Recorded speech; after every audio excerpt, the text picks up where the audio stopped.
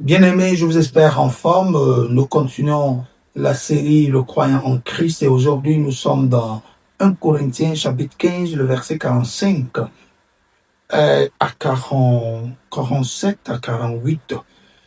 Le premier homme tiré de la terre est terrestre. Le second homme est du ciel.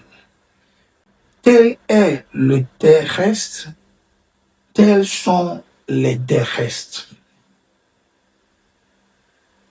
Et tel est le céleste, tels sont aussi les célestes. Le passage là fait l'analogie entre ce qui est terrestre et ce qui est céleste.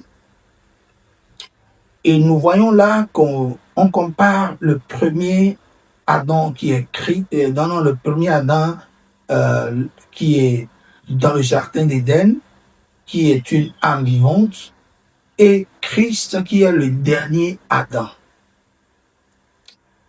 qui est un esprit vivifiant.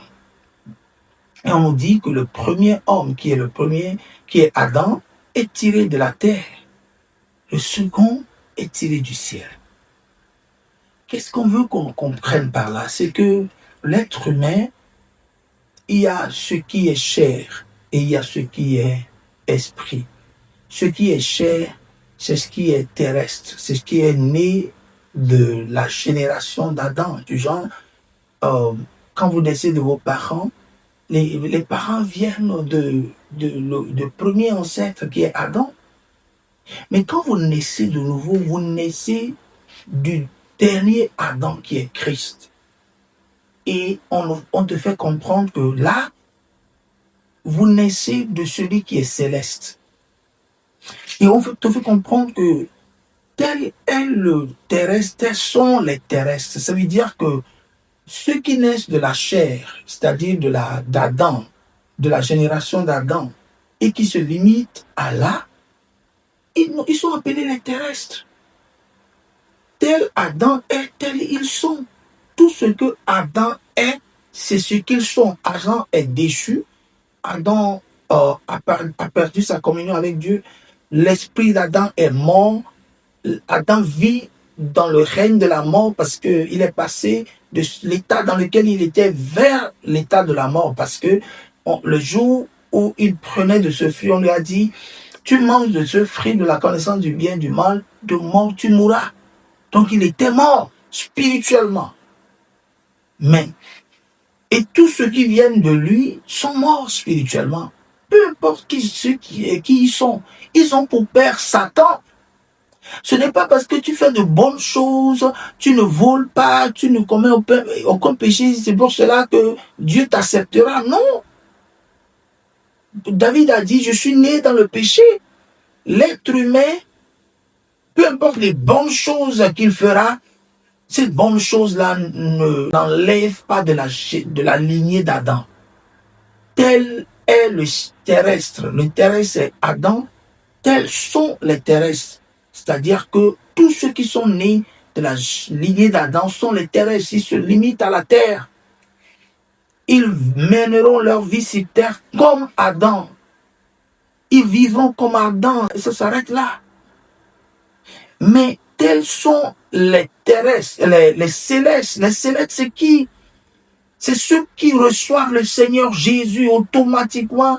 Ils sont de la lignée du céleste.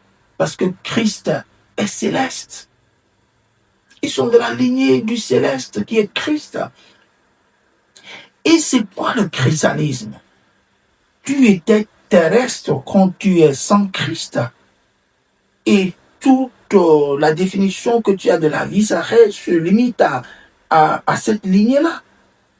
Mais depuis que tu es devenu céleste en recevant le Seigneur Jésus, on te donne comme un devoir de porter cette nouvelle image-là. C'est ça le christianisme. C'est pour cela que ceux qui s'attarderont à la première image qui est le terrestre, ils ne marcheront pas dans la volonté de Dieu. Parce que la volonté de Dieu c'est de porter l'image du céleste.